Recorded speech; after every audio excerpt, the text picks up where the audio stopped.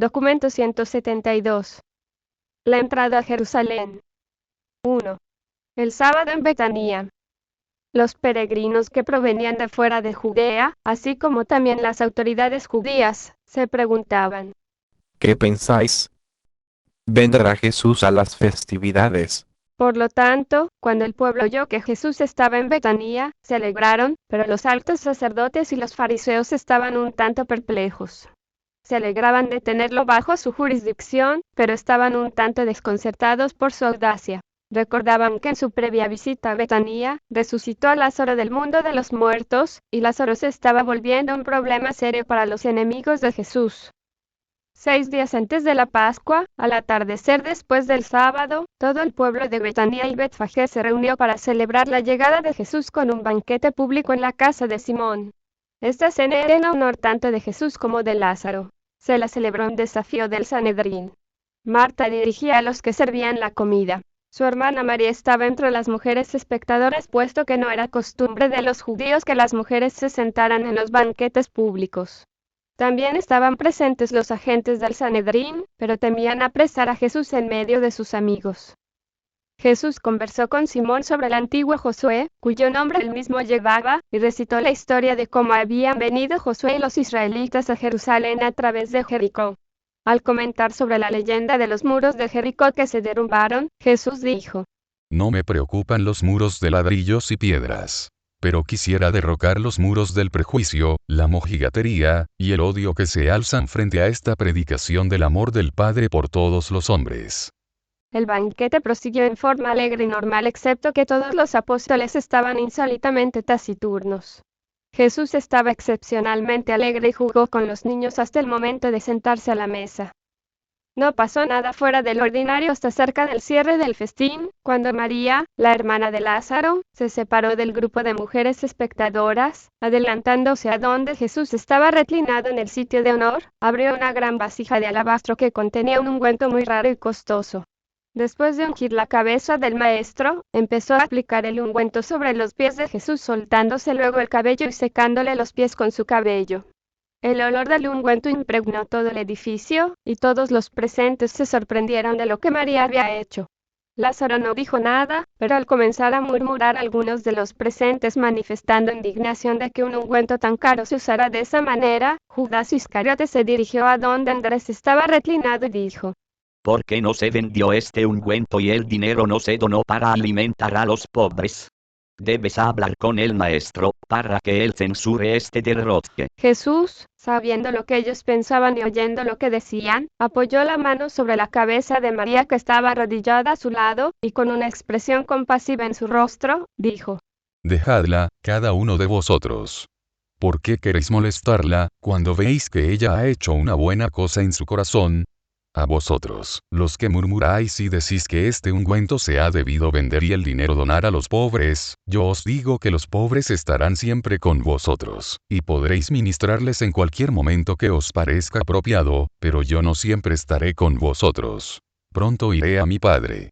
Esta mujer viene guardando este ungüento desde hace mucho tiempo, para ungir mi cuerpo en su entierro. Si ahora le parece bien ungirme, en anticipación de mi muerte, esa satisfacción no le será negada. Con esta acción María os censura a todos vosotros porque ella manifiesta así su fe en lo que yo he dicho sobre mi muerte y ascensión a mi Padre en el cielo. Esta mujer no será censurada por lo que ha hecho esta noche, más bien yo os digo que en todas las eras por venir, donde quiera que se predique este evangelio en el mundo entero, se relatará lo que ella ha hecho en su memoria. Fue a causa de este reproche, el que Judas Iscariote lo interpretó como censura personal, y finalmente decidió vengar sus sentimientos heridos. Muchas veces había tenido subconscientemente estas ideas, pero ahora se atrevía a pensar estos pensamientos malvados en su mente consciente y abierta. Muchos otros lo alentaron en esta actitud, puesto que el costo de este ungüento era una suma equivalente a lo que ganaba un hombre durante un año, suficiente para proveer pan a 5.000 personas. Pero María amaba a Jesús. Ella había proveído este precioso ungüento para embalsamar su cuerpo a la hora de su muerte, porque creía en sus palabras cuando él les anticipó que debía morir, y si ella cambiaba de idea y elegía otorgar esta ofrenda al Maestro mientras él aún estaba vivo, nadie debía impedírselo. Tanto Lázaro como Marta sabían que María había ahorrado por mucho tiempo el dinero con el cual compró la vasija de espicanardo, y aprobaban de todo corazón su anhelo en este asunto porque eran ricos y podían permitirse fácilmente esta ofrenda. Cuando los altos sacerdotes se enteraron de esta cena en Betania en honor de Jesús y Lázaro, consultaron entre ellos para ver qué debían hacer con Lázaro. Y finalmente decidieron que Lázaro también debía morir. Concluyeron atinadamente que sería inútil matar a Jesús si permitían que Lázaro, a quien Jesús había resucitado de entre los muertos, siguiera viviendo. 3. La partida a Jerusalén. Habiendo decidido hacer una entrada pública a Jerusalén, el maestro se enfrentó con la necesidad de elegir un método apropiado para ejecutar esta decisión. Jesús reflexionó sobre todas las así llamadas profecías mesiánicas más o menos contradictorias, pero parecía que había una sola que fuera apropiada para sus fines.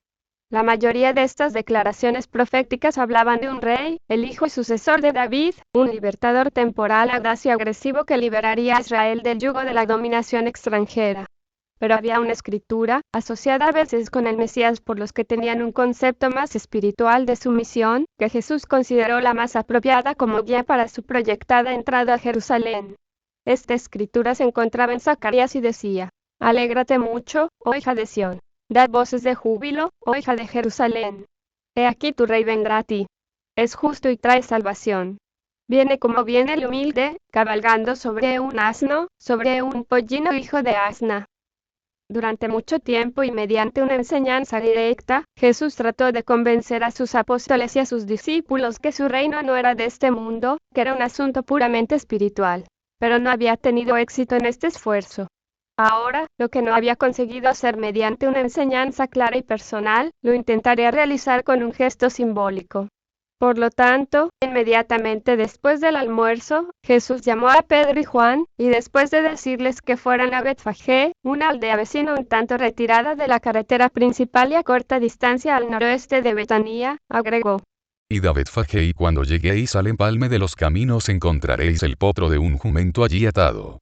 Desatadlo y traedlo con vosotros. Si alguien os pregunta por qué hacéis esto, decid simplemente: el maestro lo necesita. Cuando los dos apóstoles fueron a Betfagé tal como les había pedido el maestro, encontraron el potro atado cerca de su madre en la calle, junto a una casa de esquina.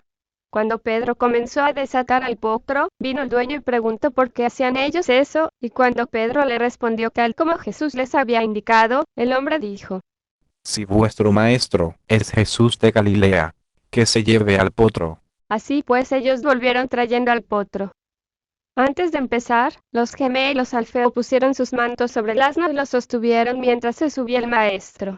A medida que la procesión procedía hacia la cima del oliveto, el gentío festivo arrojaba sus indumentos al suelo y traía ramas de los árboles cercanos para hacer una alfombra de honor para el jumento que traía el Hijo Real, el Mesías prometido.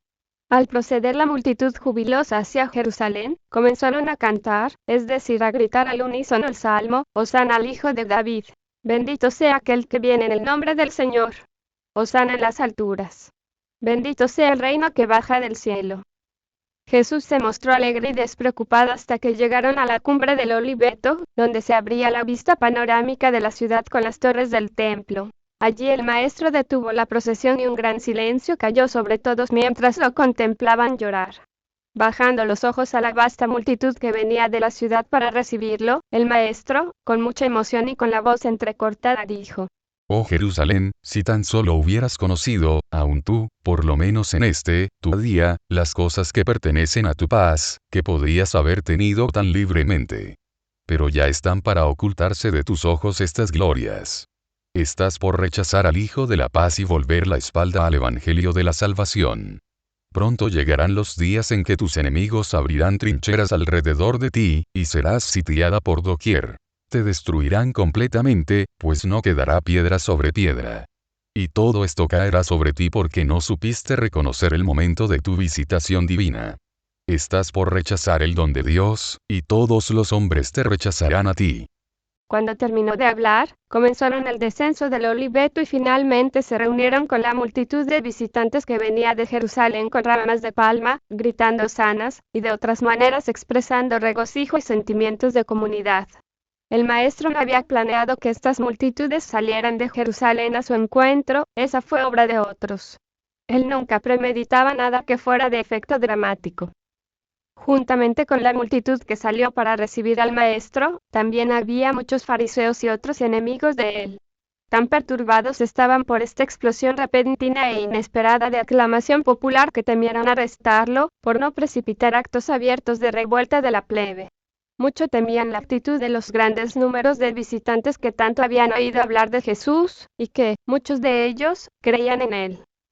A medida que se acercaban a Jerusalén, la multitud se volvió más expresiva, tanto que algunos de los fariseos se abrieron paso hasta donde estaba Jesús y dijeron: Instructor, debes censurar a tus discípulos y exhortarlos a que su conducta sea más digna. Jesús respondió: Es justo que estos niños le den la bienvenida al Hijo de la Paz, a quien han rechazado los altos sacerdotes. Sería inútil pararlos, no sea que estas piedras junto al camino griten quejándose. Los fariseos se adelantaron deprisa a la cabeza de la procesión para volver al Sanedrín, que estaba en sesión en ese momento en el templo, e informaron a sus asociados: He aquí que todo lo que hacemos es en vano. Estamos confundidos por este Galileo. La gente se vuelve loca por él. Si no paramos a estos ignorantes, todo el mundo le seguirá. Pero toda la ciudad estaba altamente agitada, puesto que todos preguntaban: ¿Quién es este hombre? Y la multitud contestaba: Este es el profeta de Galilea, Jesús de Nazaret. 4. La visita al templo. Mientras los gemelos Alfeo devolvían el asno a su dueño, Jesús y los 10 apóstoles se separaron de sus asociados inmediatos y anduvieron caminando por el templo, observando las preparaciones para la Pascua. No hubo intento alguno de molestar a Jesús, puesto que el Sanedrín mucho temía al pueblo, y esa era, después de todo, una de las razones por las cuales Jesús había permitido que la multitud la aclamara de esa manera. Los apóstoles no comprendían que era este el único procedimiento humano que podía resultar eficaz en prevenir el inmediato arresto de Jesús a su entrada a la ciudad. El maestro deseaba dar a los habitantes de Jerusalén, poderosos y humildes, así como también a las decenas de miles de visitantes de la Pascua, una oportunidad más, la última, de escuchar el Evangelio y recibir, si lo quisieran, al Hijo de la Paz. Ahora pues, mientras progresaba la tarde y las multitudes se iban en busca de alimentos, Jesús y sus seguidores inmediatos quedaron solos. ¿Qué día tan extraño había sido? Los apóstoles estaban pensativos, pero enmudecidos. Nunca, en todos los años de asociación con Jesús, habían ellos visto un día como este.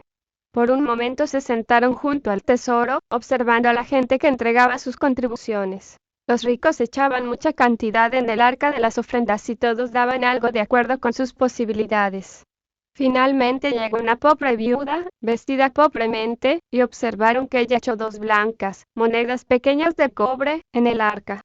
Dijo Jesús, llamando la atención de los apóstoles sobre la viuda: Prestad atención a lo que acabáis de ver. Esta pobre viuda echó más que todos los demás, porque todos los demás de lo que les sobraba, echaron una pequeña parte como don, pero esta pobre mujer, aunque esté necesitada, dio todo lo que tenía, aun su sustento. A medida que progresaba la tarde, anduvieron por los patios del templo en silencio, y una vez que Jesús observó otra vez estas escenas familiares, recordando sus emociones relacionadas con sus visitas previas, sin exceptuar la primera, dijo: Vayamos a Betania para descansar. Jesús, con Pedro y Juan, fueron a la casa de Simón, mientras que los demás apóstoles se alojaron con sus amigos de Betania y Betfagé.